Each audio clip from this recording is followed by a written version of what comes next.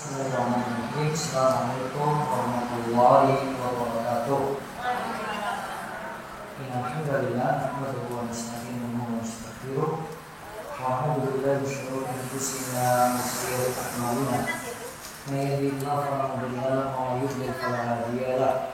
Asyhadu an la ilaha illallah wahdahu la syarika lahu wa asyhadu anna Muhammadan abduhu wa rasuluh.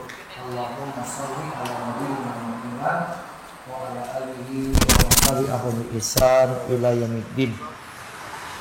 Allahumma inna nas'aluka ilman nafi'a wa rizqan thayyiban wa amalan mutaqabbala. Puji syukur kita panjatkan pada Allah. Salawat dan salam semoga tercurah pada Nabi besar Nabi agung Nabi kita Muhammad sallallahu alaihi wasallam. Baik ibu-ibu sekalian, pagi ini kita akan membahas pertama nanti hadis arba'in, kemudian yang kedua kita akan tambahkan dengan pembahasan puasa dari matan Abu Syuba. Baik, kami baca beberapa zikir dan doa saja, bisa diikuti di zikir pagi di nomor 12 halaman 25. Asbahna ala fitratil Islam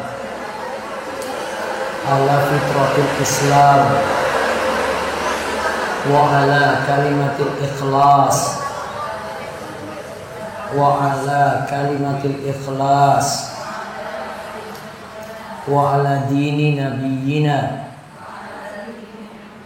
Muhammadin sallallahu alaihi wasallama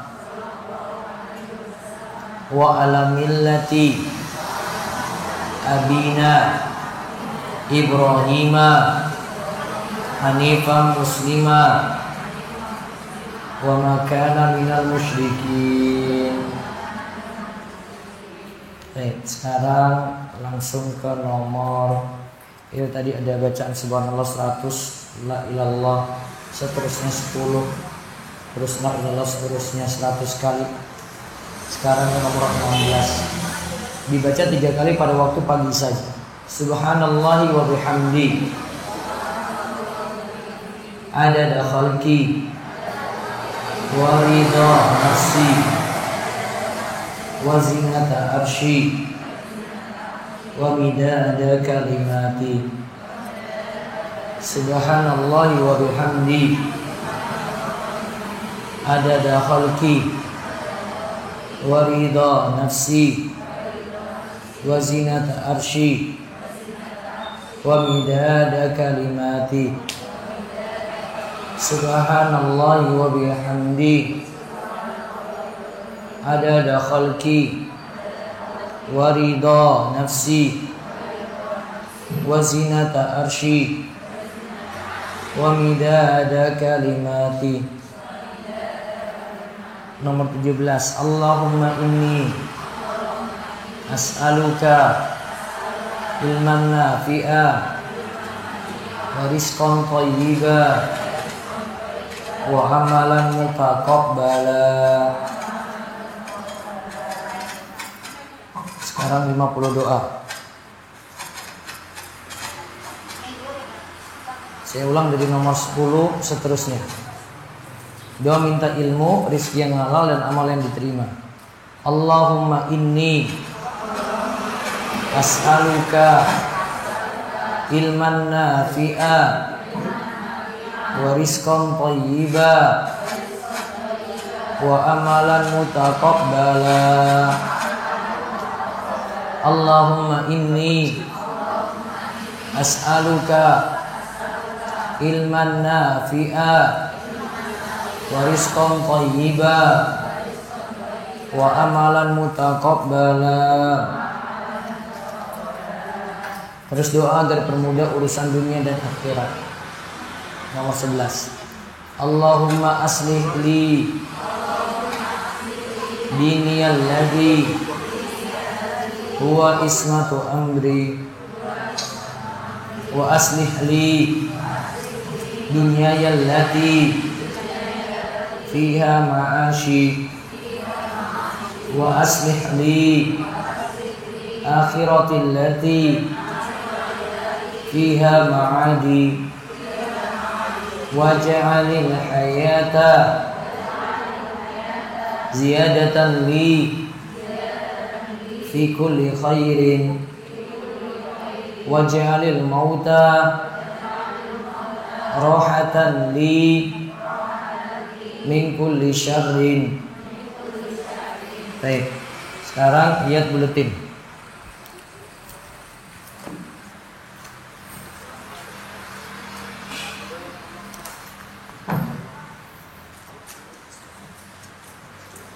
Hadis arba'in nomor 9, jalankan semampunya. Nanti satu buletin mungkin saya bahas bisa 2 pertemuan, 3 pertemuan. Tapi yang jadi bahasan ini nanti puasa, karena persiapan sih. Jadi nanti saya padatkan di materi puasanya yang di buku kecil ini ya. Sekarang kita lihat al-hadits tasi', hadis ke-9. An Abi Hurairah, Abdurrahman bin Sakhar radhiyallahu anhu qala, sami'tu Rasulullah sallallahu alaihi wasallam yaqul, "Man nahaitukum anhu fajtanibuhu wa ma amartukum bihi fa'tu minhu mastata'tum.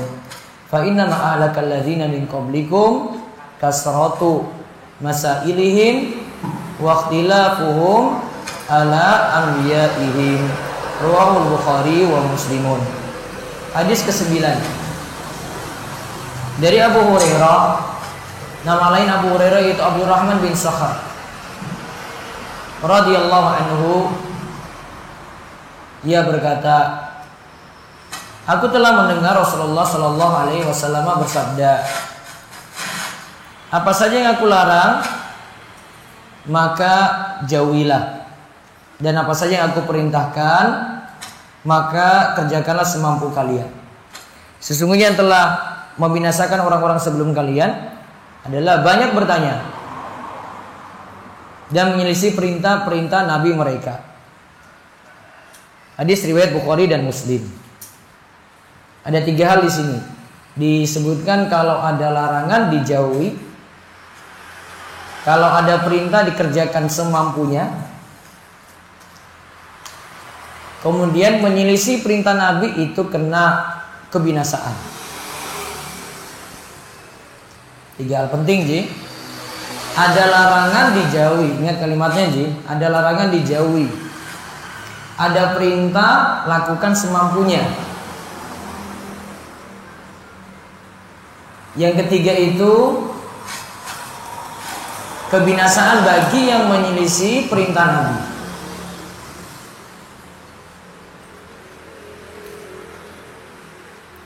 Coba ibu perhatikan kalimat larangan dijauhi. Terus kalau perintah apa, Bu? Lakukan semampunya. Ingat, kalau ada kata perintah itu semampunya, tapi kalau larangan enggak, Bu.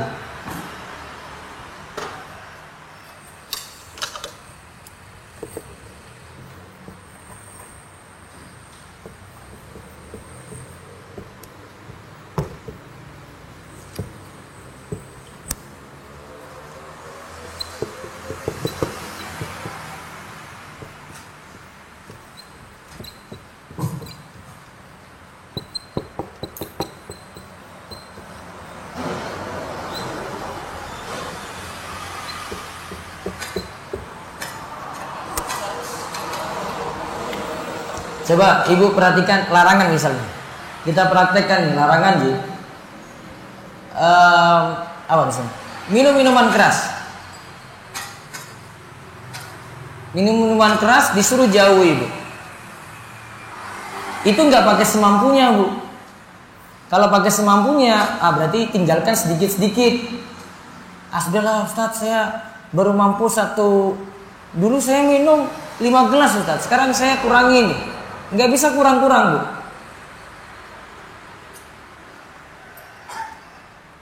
Larangan zina, larangan selingkuh. Coba ibu praktekkan aja sendiri itu, coba lihat. Pakai semampunya. Udah Ustaz, ini berat sekali Ustaz. Ya berat, dia nggak akan tinggalkan, Bu. Dan itu akan keterusan terus kalau larangan, Bu. Makanya larangan itu nggak ada kata semampunya. Itu perhatikan. Namun kalau perintah, Bu, Itu semampunya ada ya, lakukan semampunya. Contoh, kita sholat. Ibu mampu berdiri, disuruh apa berarti ibu? Berdiri. Gak mampu, duduk. Nah, ada keringanan. Larangan gak pakai keringanan tadi ibu. Berdiri. Sudah mampu, ya sudah berdiri. Gak mau berdiri gimana? Duduk. Gak mau duduk, ya sudah berbaring. Ada keringanan situ. Misalnya puasa ya, puasa. Yang mampu puasa, sehat, kuat, puasa. Saat saya lagi sakit nih, nggak bisa puasa, sudah dapat keringanan. Kan pakai semampunya tadi, maka ada keringanan. Gak mampu, hari ini berarti nggak puasa, besok nyaur puasa tadi karena sakit. Qadha. Itu namanya semampunya. Paham kata semampunya, Semampunya itu berarti nanti lihat keadaan. Itu cuma ada untuk perintah. Namun kalau sifat larangan bu, dijauhi. Apalagi kalau tegas kalimatnya haram, wes jauhi itu.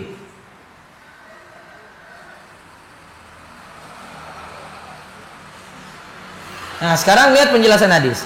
Hadisnya secara lengkap dalam Sahih Muslim seperti ini. Dari Abu Hurairah radhiyallahu anhu, dia berkata bahwa Rasulullah sallallahu alaihi wasallam berkhutbah di hadapan kami.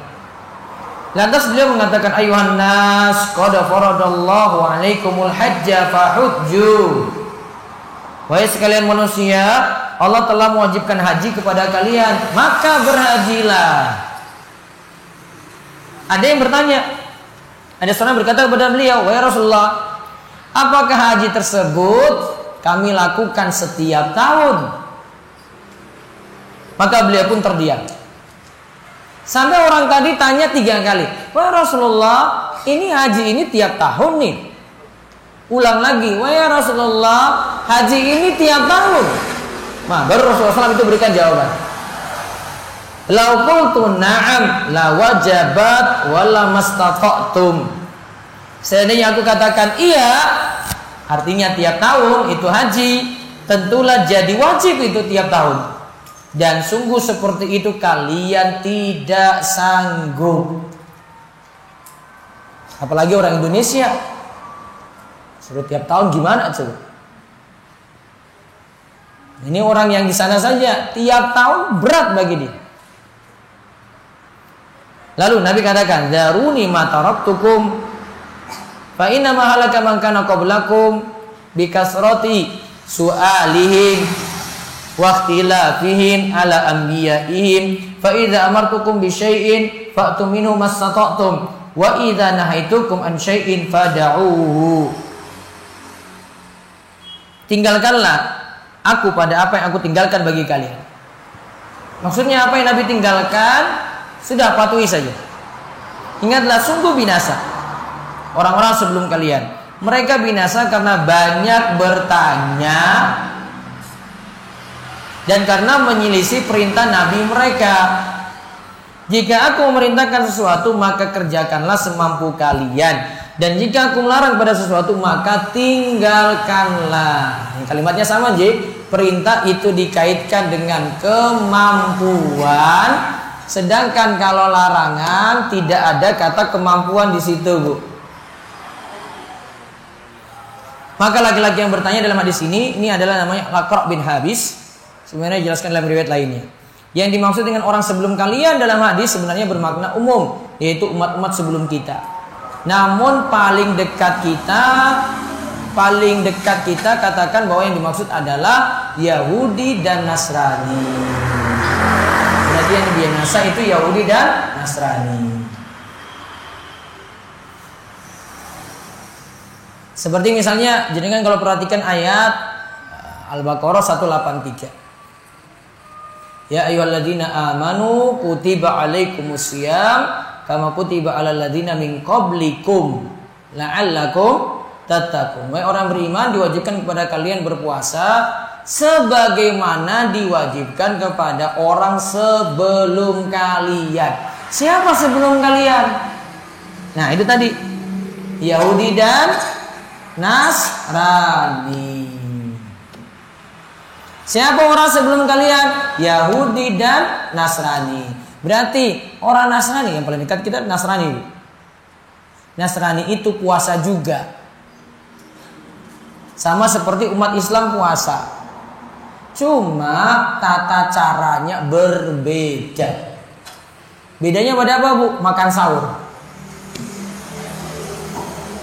Umat Islam itu diberi keringanan, dibolehkan makan sahur, pokoknya sampai azan subuh. Kalau puasanya Nasrani dan di awal-awal Islam itu tidak ada istilah makan sahur. Setelah Isya mereka sudah terlanjur tidur. Nah, setelah itu mulai puasa. Kalau tidurnya jam 9 malam, ya sudah dari jam 9 malam puasa sampai besok lanjut, sampai tenggelam matahari lagi. Maka ada kisah, ada seorang sahabat namanya Syirma. Dia ketika itu kerja berat siang hari, pulang ingin buka puasa. Ketika buka puasa, istrinya sudah buat makan. Dia masih makan ringan ketika itu. Nah, istrinya sekarang buat makanan berat untuk dia, karena mungkin keseharian itu capek ya. Ketika istrinya lagi masak, Syirma kemudian duduk di tempat, ternyata ketiduran. Tadi aturannya kalau puasa awal-awal dulu ya, sudah ketiduran tidak boleh makan lagi, Bu. Maka istrinya langsung, ya suamiku tidur. Akhirnya Syirma tetap puasa, lanjut puasa besok. Namun karena dia kerja berat, siang-siang keesokan harinya dia pingsan. Kemudian diceritakan, aduh wahai Rasulullah, saya keadaannya kayak gini. Diceritakan kasusnya tadi. Kemudian turunlah ayat Al-Baqarah ayat 187. Di tengah ayat disebutkan waqulu washrabu hatta yatabayyana lakumul khaytul abyadu minal khaytil aswadi minal fajr tsumma atimus siyama ila lail. Makan dan minumlah kalian sampai terang bagi kalian fajar subuh. Dan tahanlah diri tidak makan minum sampai tenggelam matahari. Sempurnakanlah puasa sampai malam hari. Nah, disuruh puasa seperti itu. Nah, dimulai puasa dari Al-Baqarah ayat 187 tadi, dari terbit fajar subuh sampai tenggelam matahari. Baik, kita balik faedah hadis. Pertama, kaidah dari ulama usul. Jika ada suatu perintah, tidaklah menunjukkan bahwa perintah tersebut mesti diulang. Hukum asalnya suatu perintah dalam dalil tidak menunjukkan adanya pengulangan, kecuali ada dalil yang menunjukkan harus dirutinkan atau diulang. Contoh haji tadi, Bu ya. Tadi haji cuma Rasul kan bilang, Allah telah wajibkan bagi kalian haji, fahujju. Allah wajibkan kalian haji, maka berhajilah. Berarti hajinya berapa kali? 1 kali. Harusnya sahabat nggak usah nanya, tapi tanya lagi, ulang lagi. Maka Rasul jawab, kalau saya mau katakan iya, kalian nggak mampu. Nah sekarang lihat sholat, Bu. Sholat. Kewajiban sholat berapa kali sehari, Bu? 5. Tiap hari diulang nggak? Iya. Kenapa? Dalilnya ada yang lain. Maka sholat 5 waktu tiap hari. Puasa Ramadan, tiap puasa Ramadan kita puasa, atau cuma sekali dapat puasa Ramadan, puasa sekali aja? Tiap puasa Ramadan. Karena ada dalil yang lainnya lagi. Kalau zakat, Bu, zakat sekali seumur hidup. Nah, ibu punya emas nggak? Ya, misalnya mimpi lah punya emas lah, kalau nggak punya gitu. Emas nisabnya 85 gram. Taruhlah ada 100 gram. 100 gram ini dizakati tiap tahun atau sekali saja? Sudah keluar langsung selesai. Mana Bu? Tiap tahun. 100 gram diambil 2,5%-nya kan? Taruhlah berkurang jadi 97,5 gram. Masih di atas nisab tuh. Tahun depan walaupun nggak ada penambahan, nggak ada pengurangan, kena lagi 2,5% dari 97,5. Sudah kena, masih ada lagi nih. Cuma berkurang karena bayar zakat saja lagi ya. Tahun ketiga kena lagi 2,5% karena masih di atas nisab. Asalnya memang perintah itu sekali, tapi kalau ada dalil, ada suruh pengulangan, berarti kita ulang berulang kali gitu. Secara memahami dalil seperti itu. Terus yang kedua, faedah kedua. Sebagian ulama berpandangan bahwa Nabi Shallallahu Alaihi Wasallam boleh berijtihad dalam hal hukum dan tidak disyaratkan semua hukum mesti dengan wahyu. Jadi Nabi boleh tetapkan hukum sendiri gitu, boleh. Ini diambil dari perkataan beliau, seandainya aku mengatakan iya tiap tahun tentu jadi wajib lah. Inilah yang jadi pendapat mazhab Syafi'iyah sebagaimana disebutkan oleh Imam Nawawi. Jadi Nabi SAW boleh berijtihad tentukan hukum baru walaupun tidak dari wahyu. Kalau Nabi SAW sudah sebutkan, maka kita tetap patuhi Nabi. Dan perlu diingat Bu, sabda Nabi itu tidak mesti sama dengan Al-Quran. Di Al-Quran gak ada, terus Nabi itu ucapkan perkataan ini, bukan berarti Nabi salah.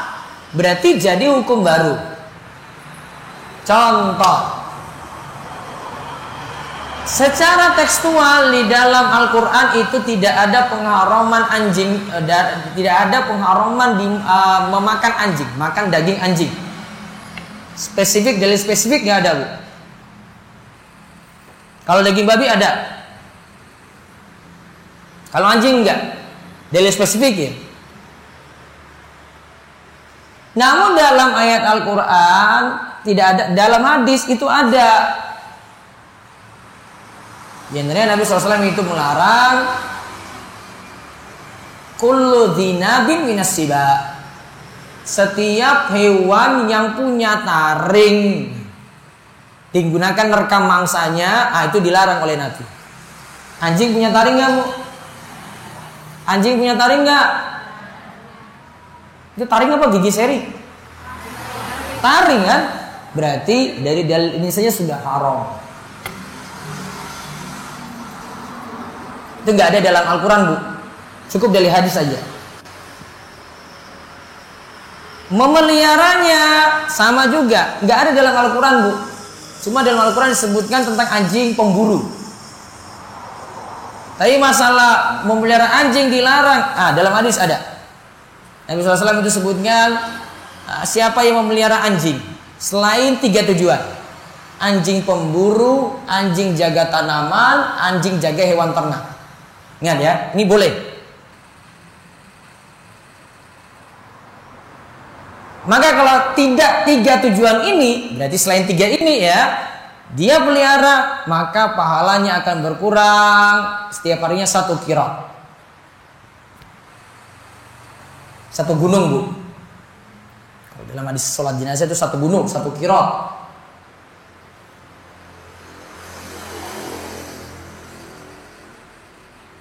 Ada nggak dalam Al-Quran spesifik dalil kayak gini? Tidak ada. Maka sudah jadi hukum sendiri Bu. Berarti kesimpulannya, hukum memelihara anjing asalnya gimana Bu? Boleh atau tidak? Bagi muslim boleh atau tidak Bu? Tidak boleh. Walaupun yang memeliharanya itu mau nolong. Ustadz, ini anjingnya keliaran gitu, nggak kasihan lah, nggak ada yang kasih makan lah, saya pelihara. Dibiarin aja dia bisa cari makan kok. Alasan nggak logis Bu. Dibiarin aja dia bisa keliaran sendiri loh, cari daging apa gitu dia bisa cari Bu, anjing itu. Alasan meliharanya kayak gini nggak masuk akal loh.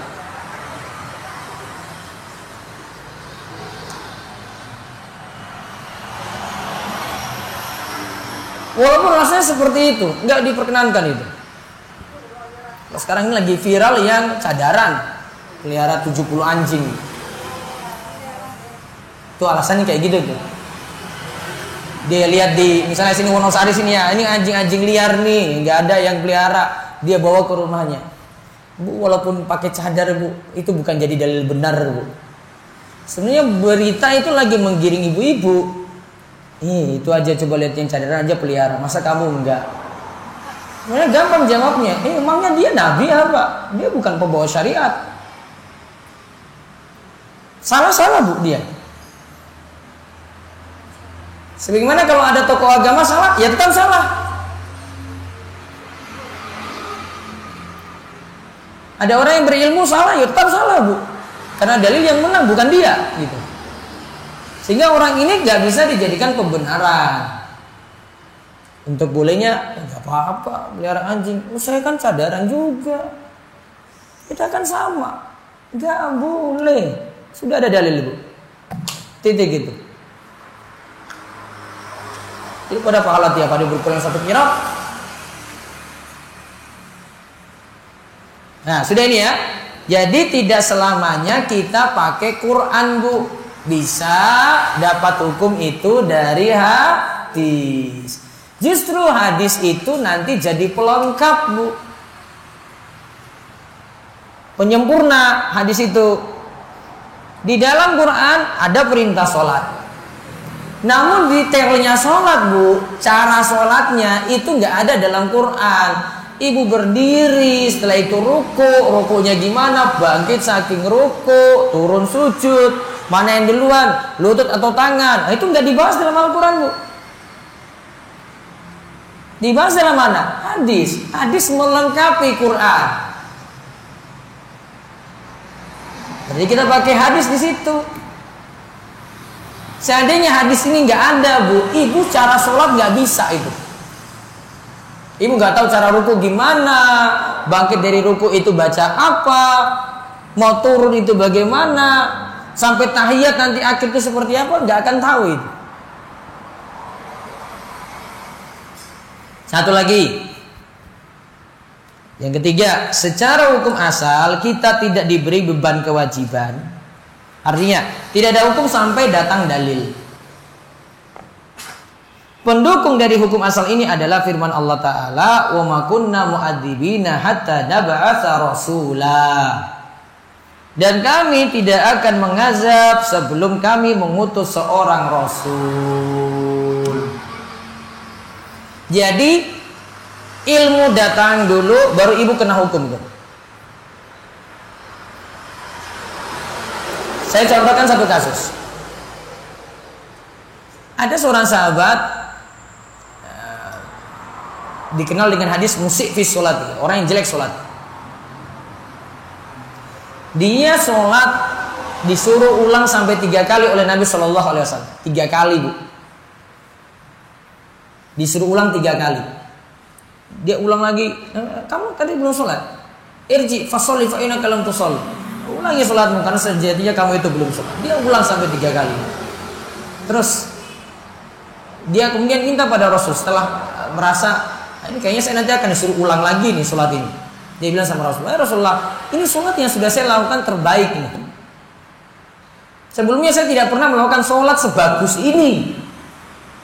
Sudahlah wahai Rasulullah, ajarkan saja saya cara sholat yang benar seperti apa. Berarti sebelum-sebelumnya bu, itu sholat gak benar. Namun Nabi cuma suruh sholat yang diulangi saat itu saja. Yang sebelum-sebelumnya bu, nggak disuruh ulang. Karena apa? At-taklif, ada kaidah menyebutkan at-taklif ba'dal ilmi. Pembebanan suatu hukum itu ada setelah ilmu itu datang. Apa bu? Pembebanan suatu hukum itu ada ketika ilmu itu datang. Nah itu baru diubani itu. Mungkin ibu-ibu ada yang bilang, kalau gitu saya nggak usah ngaji aja deh. Ngaji makin tahu dah bu. Makin tahu, ibu bebannya makin ada bang. Berarti nggak usah ngaji aja dah bu. Wah apalagi sama Ustaz Abdul itu berat-berat itu hukumnya ini.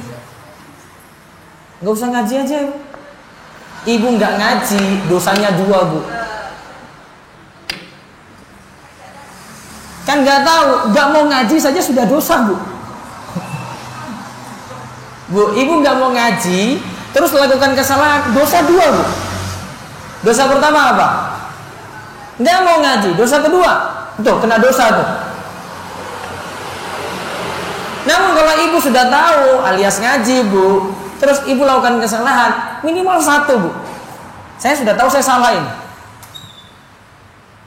Daripada nggak ngaji sama sekali, cuek aja nih, Bu, cuek. Nah, sudahlah, ngapain sih ngaji-ngaji? Bikin saya tahu-tahu aja. Kena 2, Bu. Maka mending apa, Bu? Ngaji. Diperingan itu, Bu. Ada keringanan di situ. Keringanan dari siapa? Saya sudah tahu nih. Mungkin saya belum bisa jalani saat ini, saya pelan-pelan deh. Mungkin saya nggak bisa larangan tadi secara total nih. Saya baru pelan-pelan nih, Ustaz baru belajar. Ya sudah, nggak apa-apa. Wah, Ustaz ampun nih kalau suruh jilbab ini lebar-lebar ya. Wah, saya cuma jilbab kecil. Ya sudahlah, semampumu aja, Bu. Saya sampai waktu saya bahas kayak gini langsung saya bahas di online ya. Saya bilang sudahlah pakai jilbab lebar aja gitu. Langsung ada ibu WA saya.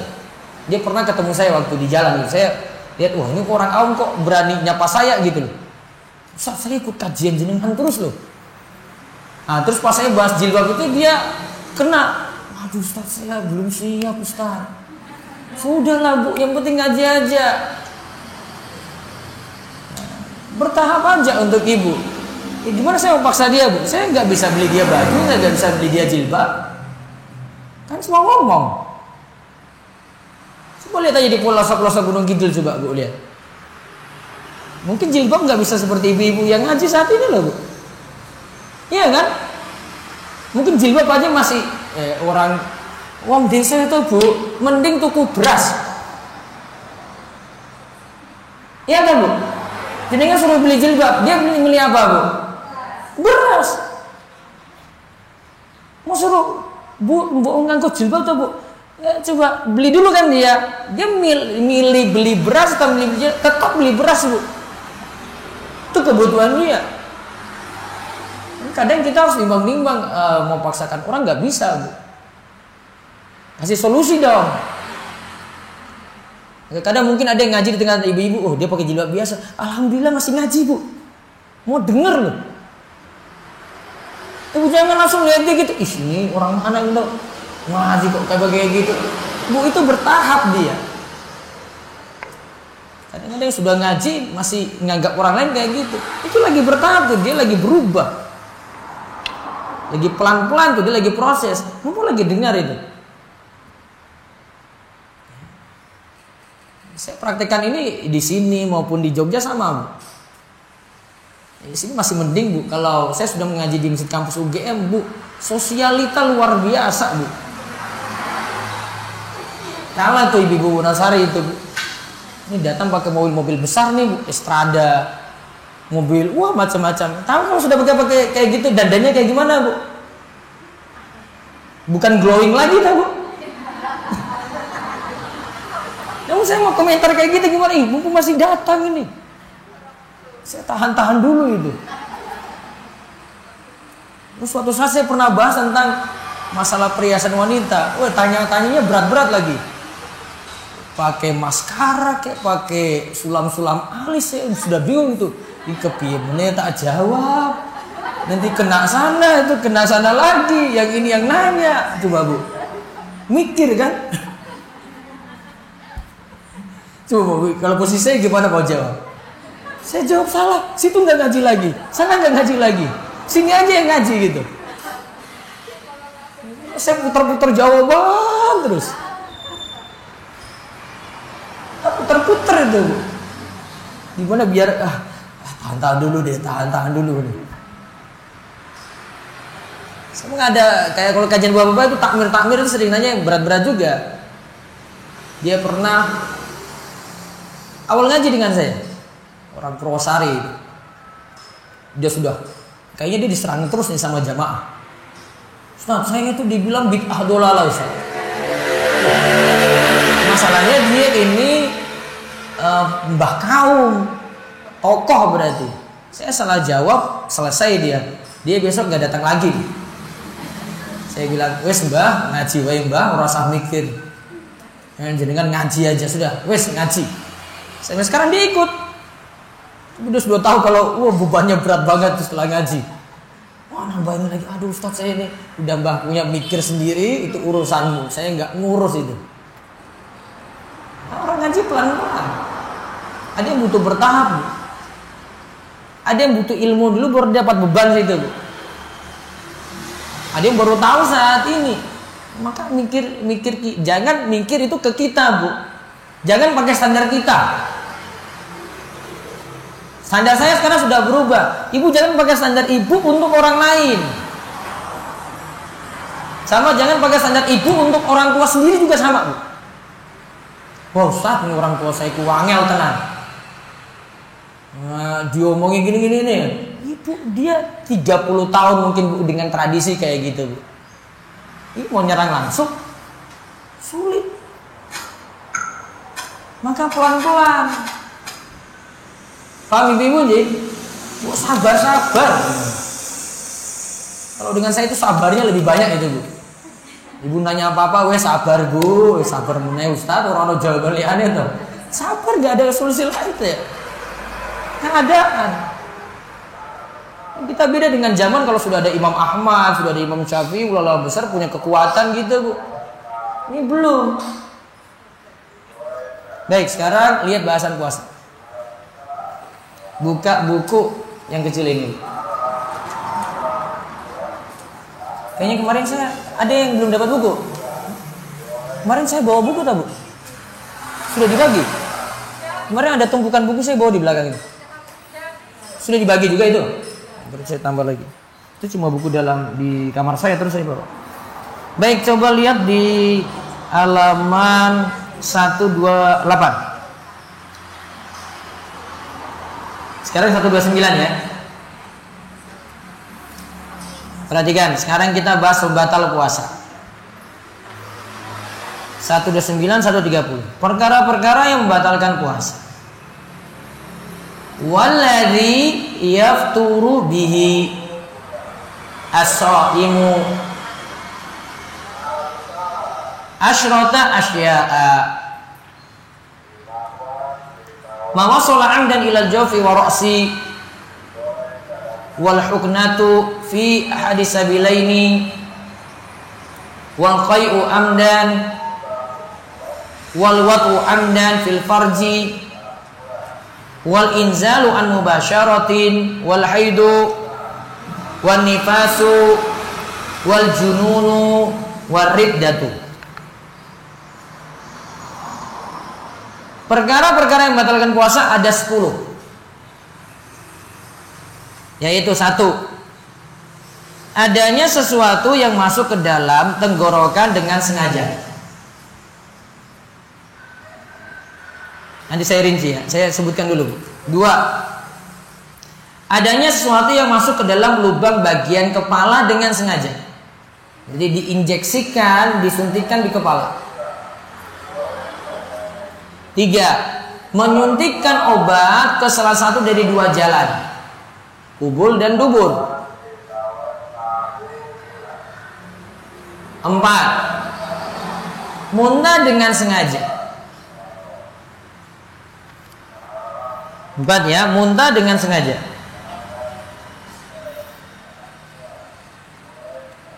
5. Bersetubuh dengan sengaja.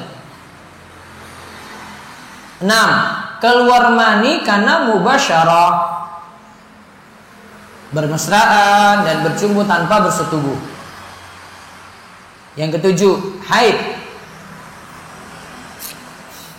Yang ke-8, nifas. Yang ke-9, gila. Yang ke-10, murtad. Baik, kita lihat satu-satu aja. Lihat 1. Adanya sesuatu yang masuk ke dalam tenggorokan dengan sengaja. Ini ada istilah di dalam mazhab Syafi'i dan ulama mazhab secara umum ya. Ada istilah namanya rongga dalam, disebut al-jawf.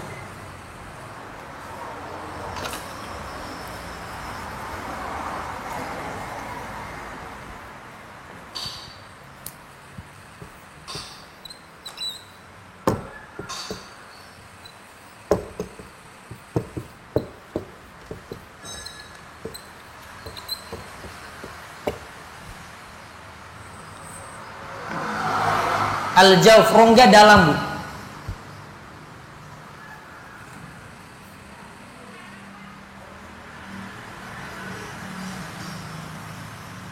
Nah, kalimat ini maksudnya gini, ada sesuatu yang masuk, apa saja berarti. Karena dia menggunakan kalimat ma wasola, segala sesuatu yang masuk, Bu. Jadi ada yang masuk dalam al-jawf.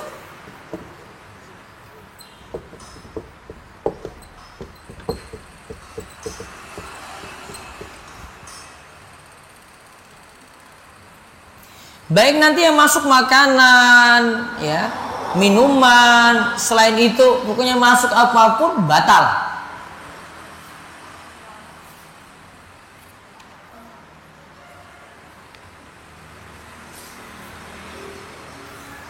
Masalahnya kalau terapkan kaidah ini, nanti masalah-masalah kontemporer batal semua, Bu.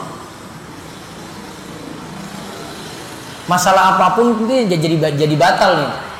Contoh, Ibu tahu kalau flu itu biasanya pakai apa? Kalau hidungnya mampet apa, Bu? Inhaler ya. Apa ini masukkan? Ibu hirup sesuatu kan? Sesuatu apa? Kayak uap gitu ya, masuk. Dihirup. Batal.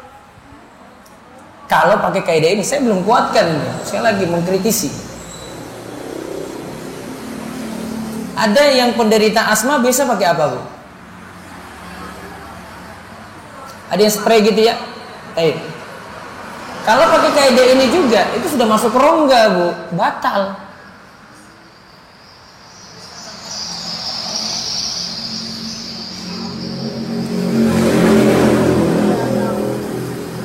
Mungkin ada pemeriksaan, masukkan sesuatu, ada satu pemeriksaan itu. Saya cantumkan di buku saya yang sendiri, ada panduan Ramadan kontemporer. Ada seperti pipa dimasukkan di sini sampai dalam untuk cek lambung. Ini mak atau tidak gitu, terus dikeluarkan lagi. Jadi kalau pakai kaidah ini otomatis batal. Nah, saya kurang setuju dengan kaidah ini karena ada dua hal yang perlu dipahami di sini. Yang pertama, nanti Ibu catat sini ya. Yang pertama, yang membatalkan puasa jika disebut makan minum.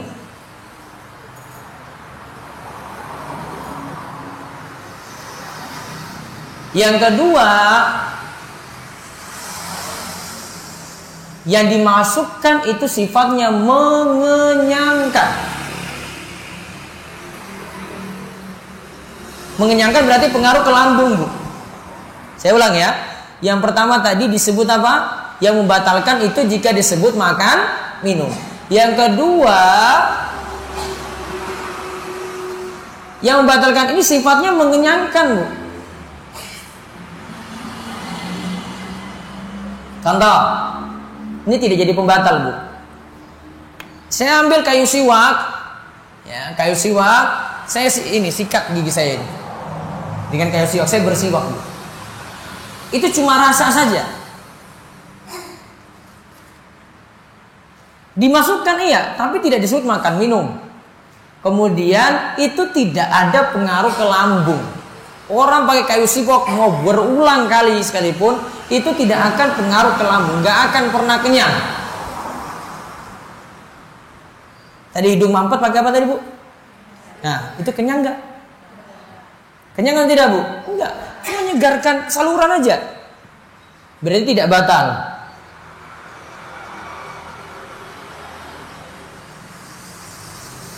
Sekarang kalau gitu, infus, pakai infus, Bu. Ibu sakit ya. Ini butuh sesuatu, ada yang masuk. Batal atau tidak? Batal enggak? Batal. Kenapa? Yang dimasukkan makanan. Iya kan? Mengenyangkan nggak? Oh, buktinya dia bisa bertahan terus kok. Tanpa dia makan minum lagi. Bisa bertahan terus. Oh, berarti batal. Suntik. Batal badan. Ibu suntik apa aja dah coba lihat. Suntik itu macam-macam itu, Bu. Ya, ada suntik KB. Ya, suntik vaksin COVID, apalagi? Hah? Rapid test aja itu pakai ini nih. Jarum masuk sini kan, keluar darah kan? Nah. Kalau selama yang dimasukkan itu bukan masuk ke pembuluh darah untuk fungsinya makanan, tidak batal.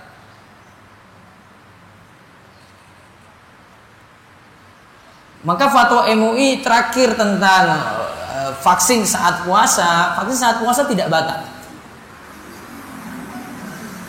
Fatwa MUI ini ya.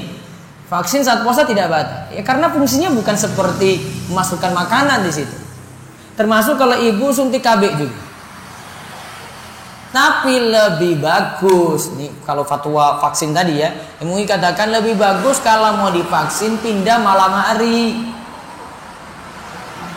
Dikarenakan fisik.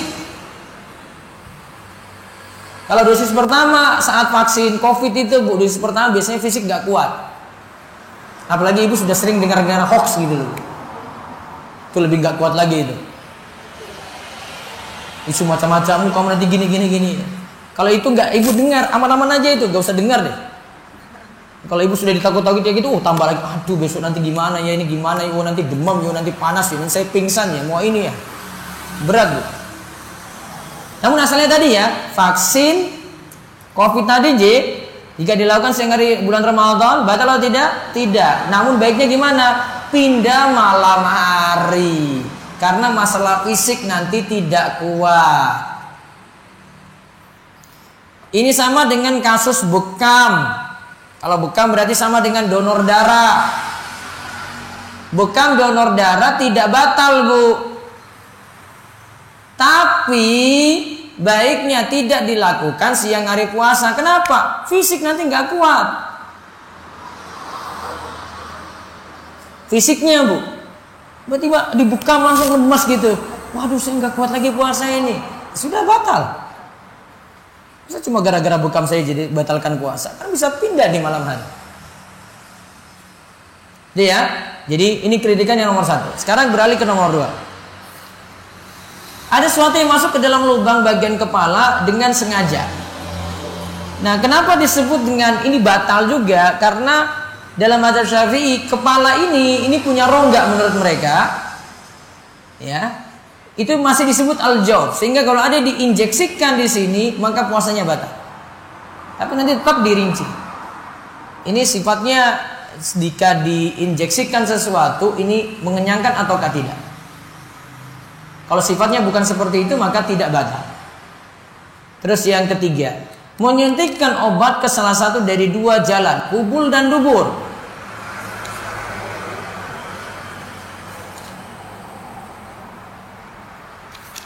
Ini juga sama, Bu. Nanti dilihat lagi. Ini sama juga karena ada sesuatu yang dimasukin dalam rongga. Nah, saya tadi bilang rongga. Sehingga nomor 1 itu baiknya diterjemahkan artinya sesuatu yang masuk ke dalam rongga dengan sengaja, bukan ke dalam tenggorokan. Ya, kalau tenggorokan maka yang nomor 2, nomor 3 nggak masuk bahasan kita harusnya. Harusnya rongga diterjemahin. Nah, menyuntikkan obat ke salah satu dari 2 jalan. Ini dilihat lagi. Karena belum tentu ada yang disuntikan lewat kubul atau dubur itu nyambung ke lambung. Kalau nggak ada pengaruh maka tidak batal. Itu jadi nomor 1, 2, 3 itu baru jadi batal jika 2 syarat tadi 1 disebut makan minum, yang kedua sifatnya apa tadi? Mengenyangkan. Suntik vitamin berarti mengenyangkan itu. Ada sesuatu yang dimasukkan beda berarti. Ya tapi kan ada sari makanan dimasukin.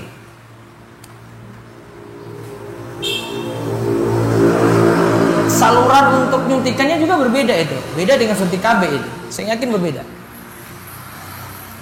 Beda nanti.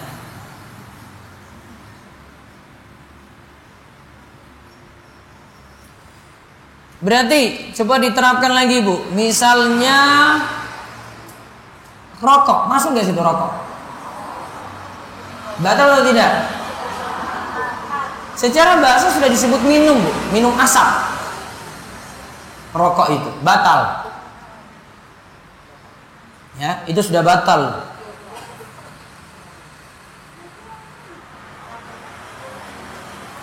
Namun kalau ibu misalnya ini lagi di pinggir jalan nih, terus lewat asap mobil gitu, set, kehirup, batal nggak? Kenapa? Ya nggak sengaja, Ustaz, saya mau tahan itu gimana? Yang kedua nggak mungkin kenyang juga gitu. Nah, itu perbedaannya. Sekarang yang keempat, muntah dengan sengaja. Muntah yang dimaksud dengan sengaja ini adalah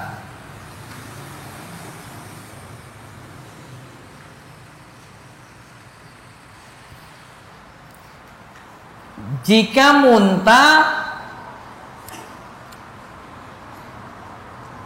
dalam keadaan dipaksa.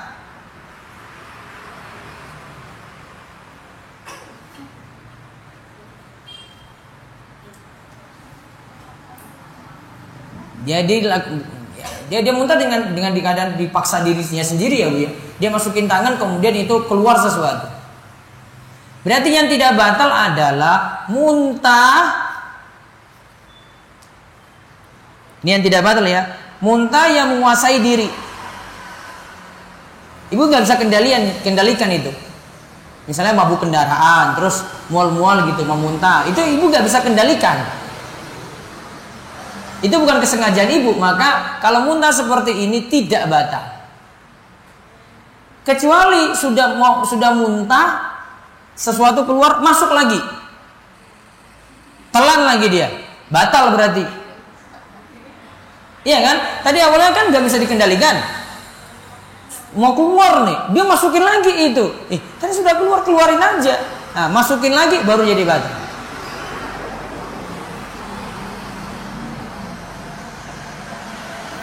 Terus yang kelima, bersetubuh dengan sengaja, jima dengan sengaja. Berarti kalau tidak sengaja, kalau kalimat itu tidak batal. Lupa misalnya, ya dibayangkan aja, Bu, lupa itu gimana ya? Apa lupanya sama seperti lupa makan gitu, masuk neng pawon terus makan gitu kan? Itu lupa makan itu namanya. Kalau lupa ini ada, wallahu a'lam, mungkin ada. Yang keenam, keluar mani karena mubasyarah. Dia cium istrinya langsung keluar mani, batal berarti. Sama seperti yang biasa lakukan onani, anak-anak muda itu lakukan onani, batal berarti berdasarkan nomor 6 ini. Onani, masturbasi, mencium istri, keluar mani, batal. Namun kalau mencium istri tidak keluar mani, tidak batal. Sekarang 7 dan 8, haid dan nifas. Dapati haid berarti puasanya batal. Dapati nifas berarti puasanya batal. Pernah saya sebutkan juga ini. Misalnya jam 5 sore masih suci ibu puasa. Pas maghrib lagi buka, terus cek lagi, ternyata keluar darah haid. Pas memang hari ini mau keluar darah, Bu. Puasanya sah atau tidak? Sah atau tidak? Sah. Kenapa? Baru yakinnya jam 6 setelah buka. Pegang yang yakin, tinggalkan yang ragu. Kan antara jam 5 sampai jam 6 kan cuma kemungkinan ada darah yang keluar kan? Dan ibu tidak disuruh memantau terus. Kan itu baru perkiraan 5 sampai 6 jam, itu kan baru jangan-jangan ini jangan dipakai.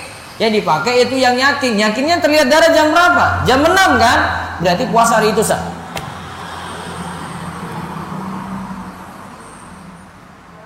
Paham, Bu? Baik.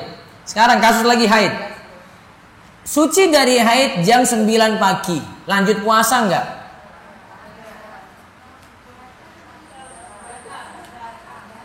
Sucinya jam 9 pagi, Bu.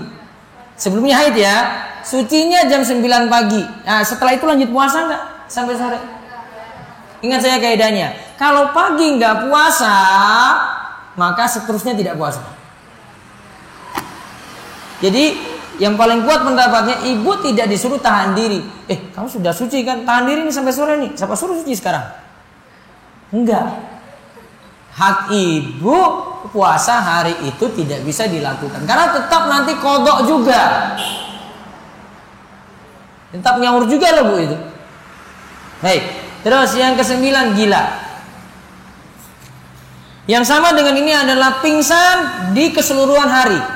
Maksudnya gini.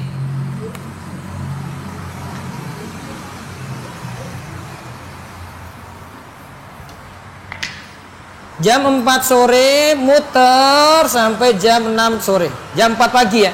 Jam 4 pagi.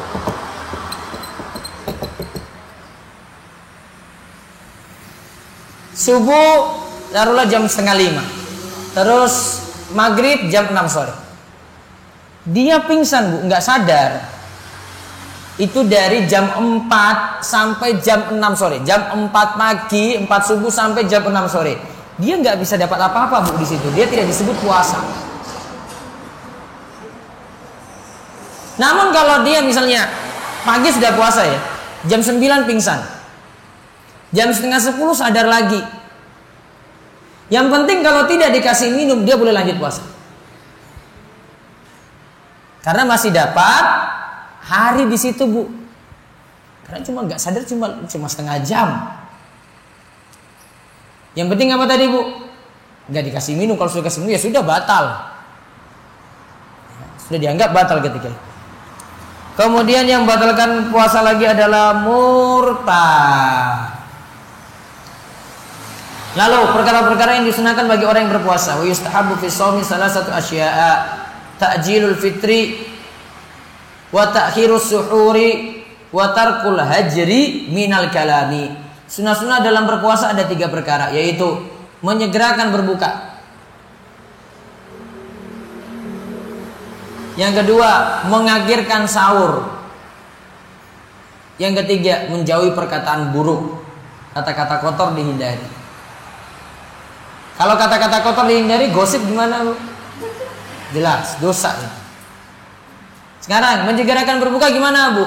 Azan maghrib jam 6 misalnya. Buka pas jam 6 juga. Nggak perlu nunggu sampai azan maghrib selesai, nggak perlu nunggu sampai sholat maghrib selesai. Langsung berbuka, itu namanya menyegerakan.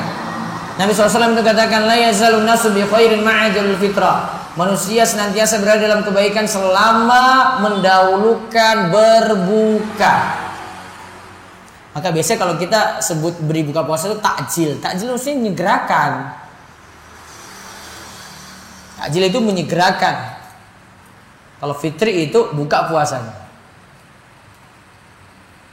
Fitri itu 2 makna. Ada buka puasa tiap sorenya, ada buka puasa ketika sudah 1 bulan penuh berpuasa. Maka disebut Idul Fitri. Idul Fitri itu apa bu? Hari Id, hari raya kembali buka puasa. Karena fitri itu artinya berbuka. Karena sebelumnya 1 bulan full itu nggak boleh makan minum untuk dari terbit fajar subuh sampai tenggelam matahari. Masa dia ada Id, nah kita buka lagi gitu. Sekarang boleh makan bebas gitu. Yang kedua tadi mengakhirkan sahur. Kalau Nabi SAW sendiri biasanya mepet banget waktu makan sahur beliau dengan waktu subuh. Anas pernah ditanya. Ketika itu Nabi SAW makan sahur. Berapa lama jarak antara Nabi makan sahur dengan waktu subuh? Ya sekitar membaca 50 ayat Quran. Sekitar membaca 50 ayat Quran. Berapa menit? 15 menit bisa? Bisa bu? Ya bisa lah ya. 15 menit berarti cuma sedekat itu aja.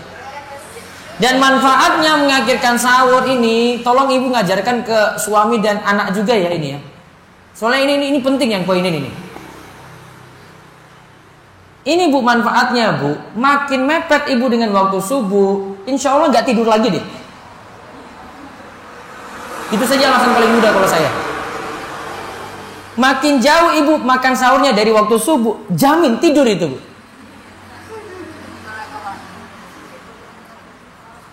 Dan salahnya anak ibu-ibu kalau setelah sahur itu kok tidur, itu karena itu.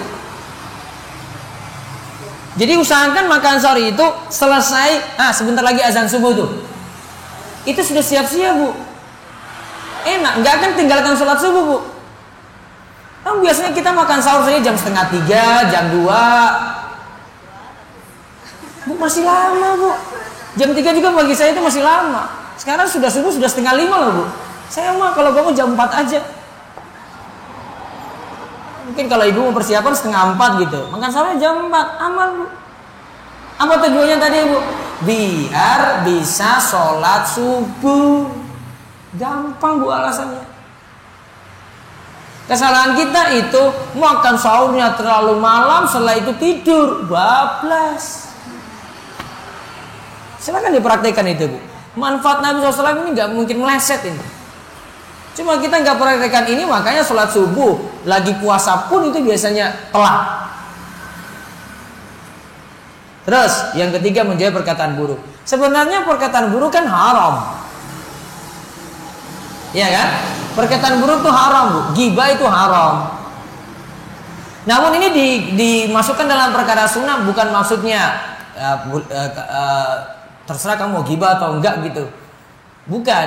Yang dimaksudkan sini ini nggak jadi membatalkan puasa Bu. Dimasukkan di sini kalau orang ghibah siang hari bulan puasa, puasanya tidak batal, tapi pahalanya berkurang.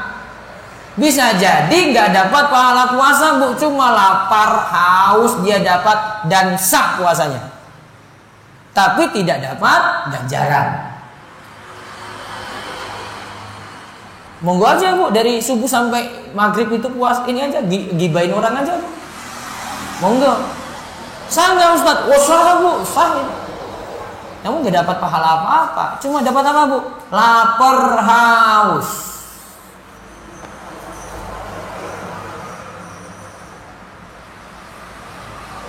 Wallahu a'lam bishawab. Sampai di situ bahasan kita. Nanti masih ada perkara yang diharapkan dan dimakruhkan, qada, kafarat, uzur yang memperbolehkan berbuka, itikaf, baru selesai. Baik, silakan jika ada yang mau bertanya. 5 menit. Baik, ada yang mau bertanya secara langsung? Yang di atas sudah ada pengurus yang ke atas. Kalau mau lewat WA bisa di nomor 081 329 904414. Tidak ada yang secara langsung saya bacakan yang masuk di WA. Afwan Ustaz, sebelumnya ada seseorang menyembelih kambing. Ia baca basmalah, terus kambing sebelum disembelih kepala dan badan ditempatkan dengan posisi sesuai syariat yang dianjurkan. Tapi orang itu tidak pernah sholat. Nah, bagaimana masalahnya adalah orangnya berarti. Masalahnya di orang. Kalau dia memakai pendapat yang kayak kemarin kita bahas hadisnya ya, meninggalkan sholat kafir, berarti nggak sah. Dan saya selalu ingatkan itu ke takmir. Saya selalu bilang kalau jadi jagal ya, itu minimal cari orang yang sholat deh. Jangan cari orang yang cuma pintar motong, pintar nyembelih, tapi nggak sholat. Cari amannya kayak gitu. Ya, siapin jagal seperti kalau misalnya kurban itu tiba ya. Dan kalau saya pribadi praktekkan ini juga untuk kalau saya tahu misalnya di suatu tempat ada tempat daging kambing atau sapi asalnya dari situ. Terus saya tahu orangnya nggak pernah sholat. Idul Fitri Idul Adha saja enggak gitu. Itu sudah saya nggak mau makan dari dulu. Saya terapkan ini di tempat saya juga. Saya boikot. Karena sejak saya KKN dari tahun 2005, saya tahu di situ selama KKN itu saya nggak pernah makan daging. Saya cuma cari tempe aja sama ikan laut. Padahal waktu itu dikasih punya daging keluar terus. Saya tahu daging asalnya dari situ tuh. Saya nggak mau makan. Itu karena saya tahu. Kalau ibu-ibu nggak tahu, nggak usah cari tahu. Paham ya? Jadi jenengan masuk warung Padang misalnya, ini punya daging kan? Ada rendang, ada daging apa gitu. Itu nggak usah ditanya. Cuma kalau tahu saja. Kalau jenengan tanya, malah repot Bu di sini. Nggak jadi makan deh ujung-ujungnya. Masuk tanya warung ini sembeli gimana nih Bu? Nggak tahu, ya sudah nggak makan. Pindah lagi sini nggak makan lagi, ini nggak makannya sudah berarti ibu makan tempe dan tahu aja berarti terus. Tapi kalau tahu, baru terapkan seperti tadi. Kalau tahu saja. Berikutnya lagi. Baik, silakan jamaah dari atas yang mau bertanya secara langsung, dipersilakan. Bismillah. Assalamualaikum warahmatullahi wabarakatuh. Ya, waalaikumsalam warahmatullahi wabarakatuh. Ustaz izin bertanya, apabila ada kasus seorang ibu yang melahirkan namun secara operasi besar, kemudian dia tidak mengeluarkan darah nifas, apakah dia masih harus menjalankan kewajiban untuk sholat dan berpuasa? Sama sekali darah tidak keluar setelah itu? Atau cuma sebentar? Menurut kesaksian seorang ibu itu yang keluar hanya darah dari selang yang dimasukkan untuk saluran buang air kecil. Maksudnya tidak keluar sama sekali atau keluar sesaat terus sudah suci gitu? Jadi kalau darah nifasnya, karena beliau itu sudah bisa membedakan antara darah nifas dan bukan, jadi dia merasa kalau darah nifasnya itu tidak keluar. Jadi yang keluar itu sisa dari selang yang dimasukkan ke saluran buang air kecil. Darah nifas dihitung paling minimal lamanya adalah sekejap. Jadi kalau misalnya cuma sebentar keluar terus selesai, maka dianggap selesai. Paling maksimal kalau pendapat paling kuat dipilih oleh Syekh Sa'di, tidak pakai batasan waktu. Bisa jadi 40, bisa jadi ada yang sampai 60. Kalau itu memang darah nifas, maka dianggap nifas terus. Baik Ustaz. Ya. Jadi kalau saya ada lagi lewat WA lagi? dari atas masih ada lagi yang mau bertanya secara langsung? WA saja WA. Baik. Orang yang punya gangguan kecemasan, apakah sah puasanya Ustaz? Orang yang Punya gangguan kecemasan. cemas kenapa? Mungkin was-was mungkin ya. Hah? Was-was. Was-was mungkin. Terus yang ditanya apa? Apakah sah puasanya?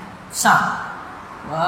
Puasa nggak pandang cemas atau tidak gitu ya, itu perasaan lain. Puasa kan yang namanya puasa, kemarin sudah saya sebutkan, menahan diri dari pembatal dari terbit fajar subuh sampai tenggelam matahari. Cuma itu saja. Dia lakukan kayak gini puasa, nggak dilakukan kayak begini nggak sah puasa. Jadi rasa cemas kalau ada tetap puasanya sah. Ada lagi? Jadi yang keluar mani karena bermesraan dan berjumpa tanpa berjumpa. Apakah keluar mani karena mani basah juga membatalkan puasa? Nah, kalau itu tadi yang disebutkan di buku ini, kalau sengaja mubasyarah itu sengaja namanya. Namun kalau keluarnya mani itu tidak sengaja, seperti mimpi basah siang hari bulan puasa, puasanya tetap sah karena tidak sengaja, tidak bisa dikendalikan. Ada lagi? Di luar tema Ustaz, Ya. menyambung tema yang dialihkan kemarin. Apabila jadi ada seorang ibu yang suka bicara itu suka bersumpah serapah untuk anak-anaknya. Sumpah serapah untuk anaknya, ya. Iya, jadi kayak bicaranya itu jelek terus ke anak-anaknya. Apakah seumur hidup anak-anaknya itu akan hidup dalam omongan-omongan jelek? Bisa jadi. Maka dia harus tarik ucapan tadi terus doakan yang baik untuk anak. Dia bisa lepas dari agak sulit Bu. Misalnya dia doakan anaknya lumpuh, ya sudah lumpuh terus. Ada kejadian Bu. Di Saudi itu ada dai, saya lupa namanya. Dai dia biasanya siaran di TV. Dulu tuh dia biasa main mobil trek-trekan itu, mobil bukan motor ya. Kalau orang Gunung Kidul motor ya, orang Saudi itu mobil. Jadi dia balap-balapan mobil di jalan-jalannya Saudi. Ibunya cuma bilang, kalau kamu kayak gini lagi, tunggu aja kamu lumpuh nanti. Tiba-tiba dia masuk kolam renang, gak bisa, ternyata lumpuhnya di situ, gak bisa keluar. Nah, sampai sekarang dia di tempat tidur terus. Dan dia mulai dakwakan, dia ingin beri kesadaran ke anak-anak muda, kalian jangan kayak saya dulu tuh kayak gini ini akibatnya kayak gini, saya dapat doa kayak begini. Dia ikut kajian juga, pernah saya lihat dia hadir dalam kajian itu. Pakai tempat tidur, karena lumpuh. Kadang pakai kursi roda, pakai tempat tidurnya sekaligus itu ada. Nah, itu dia pakai kayak gini, kondisi kayak gini, ceramah di TV Saudi. Itu kenapa doa ibunya itu nggak bisa diangkat lagi, sudah terlanjur. Maksudnya caranya bagaimana biar si ibu itu? Kalau itu masih bukan kayak lumpuh kayak gini kan, masih bisa ditarik.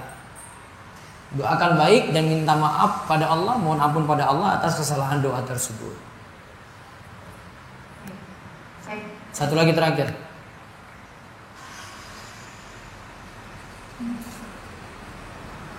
Assalamualaikum. Apabila habis bersetubuh malam hari di bulan Ramadan tiba waktu sahur, mana dulu yang sebaiknya dilakukan? Mandi hadas besar atau makan sahur dulu? Makan sahur dulu, baru kemudian mandi hadas besar. Mandi hadas besarnya itu walaupun dalam keadaan junub, masuk subuh masih boleh dalam keadaan junub tadi. Sedangkan sahur mepet waktunya gitu. Makan sahur tidak bisa lagi dilakukan ketika sudah azan subuh. Berarti dia pilih apa? Makan sahur dulu baru kemudian mandi junub. Gitu Ji. Baik, itu saja yang kita bahas. Insyaallah pertemuan Selasa depan lagi kita akan bertemu dengan bahasan yang sama ya. Nanti pembukuan di bawah, dan yang belum dapat insyaallah saya usahakan untuk pekan depan dibawa lagi untuk buku. Baik, demikian kita cukupkan, mudah-mudahan bawa berkah bagi kita semuanya dan Allah memberikan kita keistiqomahan dan diberikan semangat terus untuk thalabul ilmi. Kita tutup dengan doa kafaratul majelis. Subhanakallahumma wa bihamdika asyhadu an la ilaha illa anta astaghfiruka wa atubu ilaik. Assalamualaikum warahmatullahi wabarakatuh.